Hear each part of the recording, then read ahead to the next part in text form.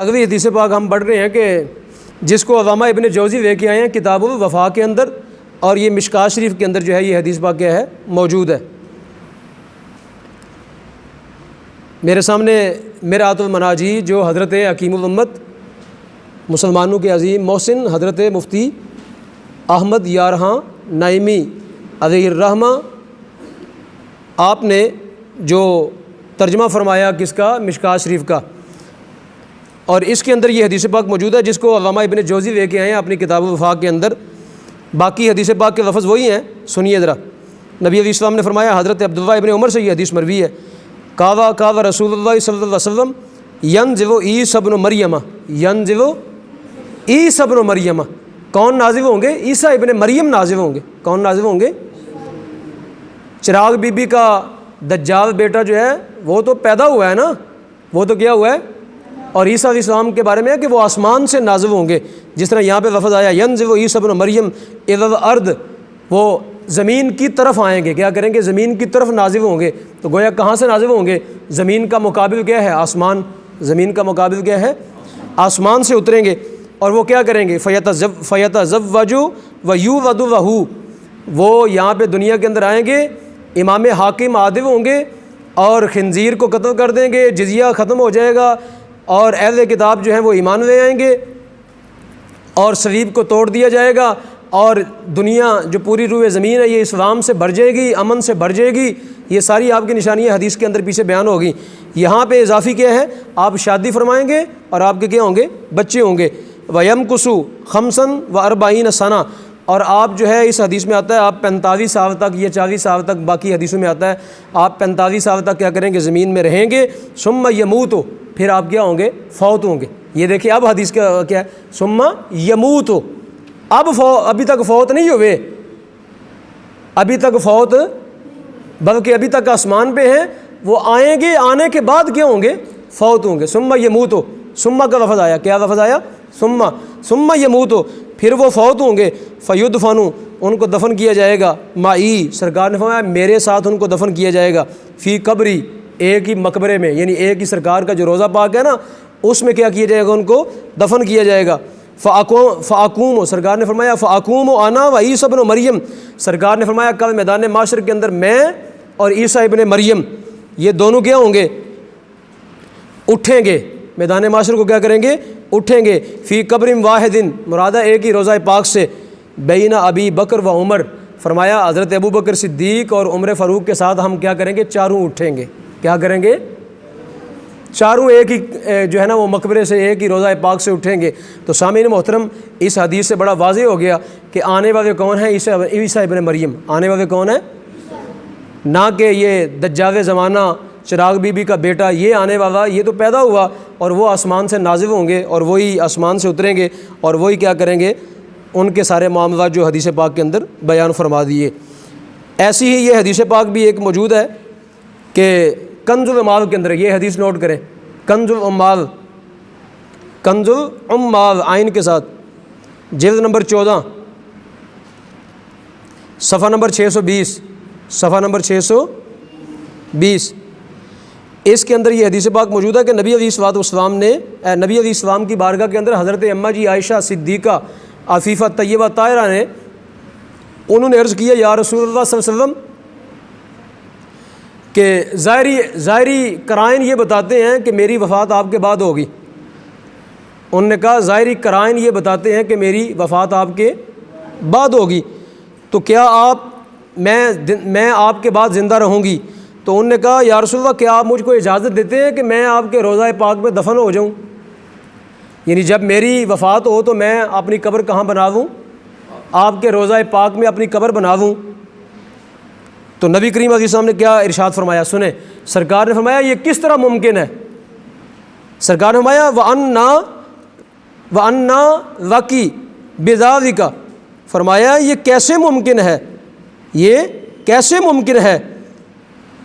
ما فیہ موضع ما فیہ الا موضع قبری وقبر ابی بکر و عمر و عیسیٰ ابن مریم، سرکار نے فرمایا یہ کیسے ممکن ہے؟ میرے روضہ پاک کے اندر تو قبر ہے کس کی؟ میرے روضہ پاک میں تو قبر ہوگی کس کی؟ میری قبر ہوگی ابو بکر صدیق کی قبر ہوگی، عمر فاروق کی قبر ہوگی اور عیسیٰ ابن مریم کی قبر ہوگی رضی اللہ تعالیٰ عنہ۔ آپ نے فرمایا کہ میرے روضہ پاک کے اندر تمہارے دفن ہونے کی جگہ نہیں ہے، بلکہ میرا روضہ پاک کے اندر صرف 4 ہی قبریں ہوں گی۔ کتنی قبریں ہوں گی؟ 4۔ اور وہ چاروں کی سرکار نے نشاندہی کر دی، اور ان کے اندر ایک آخری قبر کون سی بنے گی؟ حضرت عیسیٰ ابن مریم کی، حضرت عیسیٰ ابن مریم کی۔ تو سامعین محترم، اس حدیث سے پتہ چلا، اس حدیث پاک سے بھی پتہ چلا کہ نبی کریم علیہ السلام کے جو وہ عیسیٰ ابن مریم، وہ اصلی عیسیٰ ابن مریم ہوں گے جن کی قبر کہاں بنے گی؟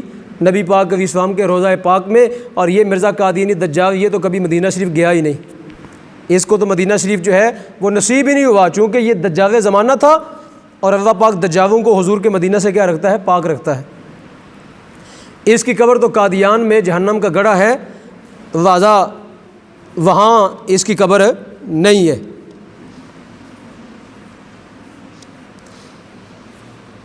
بلکہ یہ تو قبروں کا کاروبار کرتے ہیں قادیانی، پتہ ہے آپ کو؟ قادیانی جب بھی کوئی قادیانی مرتا ہے تو وہ پیسے دے کے کیا ہوتا ہے؟ ربوے کے اندر دفن ہوتا ہے، پیسے دیتا ہے، اچھے بوے لاکھوں روپیہ وہ دیتا ہے اور وہاں پہ دفن ہوتا ہے۔ یہاں اپنی زندگی کے اندر وہ ٹیکس دیتا رہتا ہے ان کو، تاکہ میرے مرنے کے بعد ربوے کے اندر مجھے کیا دے دیں۔ یہ تو قبروں کے سوداگر ہیں، یہ تو قبروں کے کیا ہیں؟ سوداگر ہیں، ٹھیک ہے نا۔ یہ قبریں بیچ بیچ کے لوگوں کو کہتے ہیں کہ یہ بہشتی قبرستان ہے۔ قادیان میں ایک قبرستان بنا رکھا ہے جس کا نام انہیں رکھا ہے بہشتی قبرستان، ٹھیک ہے نا۔ وہاں اگر کوئی بندہ دفن ہونا چاہے تو وہاں بڑے پیسے لگتے ہیں، وہاں دفن ہونے کے لیے وہاں ان کو بڑے پیسے جمع کروانے پڑتے ہیں۔ تو یہ قبروں کے سوداگر ہیں، اور اس لیے ان کی قبریں جو ہیں وہ جہنم کا گڑھا ہیں۔ جی، یہ حدیث پاک آپ نے سماعت کر لی۔ آگے اگلی حدیث نوٹ کریں جی، یہ بھی مشکوٰۃ شریف کے اندر یہ حدیث موجود ہے۔ مشکوٰۃ شریف کے اندر باب کون سا ہے؟ باب قصۃ ابن الصیاد، نوٹ کریں بھائی، یہ مشکوٰۃ شریف اس کے اندر موجود ہے یہ حدیث، نوٹ کریں بھائی۔ باب کون سا ہے؟ باب قصۃ ابن صیاد، باب کون سا ہے؟ قصۃ ابن صیاد۔ یہ اس کا قصہ یہ ہے کہ مدینہ شریف کے اندر ایک یہودی عورت کے گھر میں ایک بیٹا پیدا ہوا۔ مدینہ شریف میں ایک یہودی عورت کے گھر میں کیا ہوا؟ ایک بچہ پیدا ہوا۔ تو جب وہ پیدا ہوا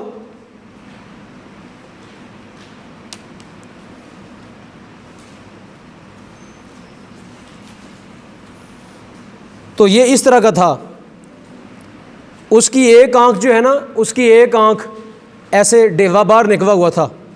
اس کی ایک یہودی عورت کے گھر میں ایک بیٹا پیدا ہوا مدینہ شریف میں، سرکار دو عالم کے زمانہ پاک میں، خود نبی پاک علیہ السلام کی حیات میں۔ تو اس کی آنکھ ایک سپاٹ تھی اور اس کی داڑھ اگی ہوئی تھی۔ جب پیدا ہوا تو داڑھ گیا تھا، اسی وقت گیا تھی، اگی ہوئی تھی۔ تو اب نبی پاک علیہ السلام کو جب یہ خبر دی گئی تو سرکار دو عالم کو خوف ہوا کہ یہ دجال تو پیدا نہیں ہو گیا، یہ کیا، یہ دجال تو نہیں پیدا ہو گیا، یہ زمانے کا جو بڑا دجال ہے یہ وہی تو نہیں ہے کہیں۔ تو نبی کریم علیہ السلام اس کے پاس چلے گئے، اس کی ماں کے پاس چلے گئے صحابہ کرام کے ساتھ، اور یہ اندر ہی اندر کوئی چیز نا گنگنا رہا تھا، جس طرح کوئی بندہ کرتا ہے نا ایسے، یہ گنگنا رہا تھا۔ ماں نے اس کا کمبل میں بیٹھا ہوا تھا، یہ گنگنا رہا تھا۔ تو جب اس سرکار دو عالم کو دیکھا تو اس کی ماں کہنے لگی اس کو مخاطب کر کے کہنے لگی کہ ابو القاسم آ رہے ہیں۔ کیا آ رہے ہیں؟ ابو القاسم سے مراد نبی پاک علیہ السلام۔ تو جب اس نے یہ سنا نا سرکار دو عالم کا تو وہ چپ کر گیا۔ وہ کیا ہوا؟ اس نے آوازیں نکالنی بند کر دی۔ تو سرکار دو عالم نے اس کی ماں کو فرمایا اللہ تجھے غارت کرے، اگر تو اس کو نہ بتاتی تو یہ اپنی حقیقت کیا کرتا؟ بتا دیتا، اپنی حقیقت کیا کرتا؟ بتا دیتا۔ اب جب نبی پاک علیہ السلام نے وہ دیکھا نا معاملہ، تو حضرت عمر فاروق رضی اللہ تعالیٰ عنہ ساتھ تھے۔ یہ حدیث سنے بھائی، توجہ کریں۔ حضرت عمر فاروق رضی اللہ تعالیٰ عنہ کیا تھے؟ ساتھ تھے۔ جب نبی کریم علیہ السلام کو خوف ہوا کہ یہ شاید وہی دجال ہے جس کے بارے میں بتایا گیا ہے، تو حضرت عمر فاروق نے چاہا کہ میں اس کو ابھی قتل کر دوں۔ کیا کر دوں؟ اس کو ابھی قتل کر دوں۔ انہوں نے اجازت مانگی، یا رسول اللہ اجازت دیں تو میں اس کو قتل کر دوں۔ تو نبی کریم علیہ السلام نے کیا فرمایا؟ یہ سنیے، حدیث کے لفظ سنیں۔ فقال عمر بن الخطاب اذن لی یا رسول اللہ، یا رسول اللہ آپ مجھ کو اجازت دیتے ہیں، فاقتلہ میں کیا کر دوں، اس کو قتل کر دوں؟ فقال رسول اللہ صلی اللہ علیہ وسلم، نبی کریم صلی اللہ علیہ وسلم نے فرمایا، توجہ کریں بھائی، نوٹ کریں لفظ، سرکار دو عالم نے فرمایا ان یکن ہوا فضست صاحبہ، سرکار نے فرمایا اگر یہ وہی دجال ہے، اگر یہ کیا ہے جس کے بارے میں اللہ رب العالمین نے ہم کو خبر دی کہ دجال آئے گا قرب قیامت، سرکار نے فرمایا اگر یہ وہی دجال ہے تو فرمایا اس کا قاتل تو نہیں ہے، اس کو آپ قتل نہیں کریں گے۔ حضرت عمر پاک کو سرکار نے فرمایا کہ اس کو قتل تم، اگر یہ وہی دجال ہے تو اس کے قاتل آپ نہیں ہیں، اس کو مارنے والے آپ نہیں ہیں، بلکہ فرمایا ان صاحبہ عیسی ابن مریم، سرکار نے فرمایا اس کے قاتل کون ہوں گے؟ عیسیٰ ابن مریم ہوں گے۔ فرمایا اگر یہ وہی دجال ہے تو اس کے قاتل آپ نہیں ہیں، یہ کن کے ہاتھوں سے قتل ہوگا؟ عیسیٰ ابن مریم کے ہاتھوں سے۔ یہ کن کے ہاتھوں سے قتل ہوگا؟ حضرت عیسیٰ ابن مریم کے ہاتھوں سے قتل ہوگا۔ تو آپ نے فرمایا اگر یہ وہی ہے تو آپ اس کو قتل نہیں کر سکتے، بلکہ یہ تو کن کے ذمے اللہ پاک نے لگایا ہے؟ حضرت عیسیٰ علیہ السلام جب آئیں گے، نازل ہوں گے، تب ان کے ہاتھوں سے کیا ہوگا؟ دجال قتل ہوگا۔ فرمایا آپ اس کو قتل نہیں کر سکتے، اور فرمایا اگر یہ وہ نہیں ہے، اگر یہ وہ ہے تو اس کے قاتل حضرت عیسیٰ ہیں، اور فرمایا اگر یہ وہ نہیں ہے، یہ وہ دجال نہیں ہے، تو فرمایا پھر ہمیں کسی ایسے بندے کو مارنے کی کیا ضرورت ہے جو ہمارا ذمی ہو، جو ہمارا کیا ہو؟ ذمی ہو۔ ہم کسی اپنے جو ہمارا ذمی ہے، ٹیکس دیتا ہے، ہم اس کو کیسے قتل کر سکتے ہیں؟ تو سرکار نے فرمایا اگر یہ وہی دجال زمانہ ہے تو اس کو آپ قتل نہیں کریں گے، بلکہ اس کو کون قتل کرے گا؟ حضرت عیسیٰ علیہ السلام قتل کون کریں گے؟ حضرت۔ اب بتاؤ مرزا قادیانی نے کس دجال کو مارا ہے؟ مرزا قادیانی جو اپنے آپ کو کہتا ہے میں مسیح موعود ہوں، بتاؤ اس نے کس دجال کو مارا ہے؟ اس نے کس دجال کو مارا ہے؟ یہ تو الٹا جو عیسائی ہیں اور یہودی ہیں ان کی طرفداری کرتا رہا، ان کو بچاتا رہا، ان کو کیا کرتا رہا؟ بچاتا رہا۔ یہ تو الٹا جہاد کو منسوخ کرتا رہا، یہ تو الٹا کیا کرتا رہا؟ جہاد کو منسوخ کرتا رہا، کہتا جہاد ختم ہو گیا، جہاد ختم ہو گیا ہے، ٹھیک ہے نا۔ اس نے کون سا دجال مارا ہے؟ اس نے کوئی خنزیر نہیں مارا، کوئی دجال نہیں مارا اس نے، ٹھیک ہے نا۔ تو اس سے یہ پتہ چلا کہ یہ جھوٹا اور دجال اور کذاب زمانہ ہے۔ اور مرزائیو اتنی احادیثیں سننے کے بعد تمہیں یہ بات جو ہے وہ نہیں سمجھ آ رہی کہ یہ بہت بڑا جھوٹا اور کذاب ہے، اور اس نے بڑے فریب اور بڑے مکر کیے ہیں، بڑا مکار ہے، یہ بڑا خناس ہے، لوگوں کو اس نے دھوکہ دے رکھا ہے۔ تمہیں چاہیے کہ اس کے دھوکے سے کیا کرو؟ بچ جاؤ، ورنہ آخرت اپنی تباہ کرو گے۔ تو یہ سارا واقعہ ابن سیاد کا آپ کے سامنے میں نے بیان کر دیا۔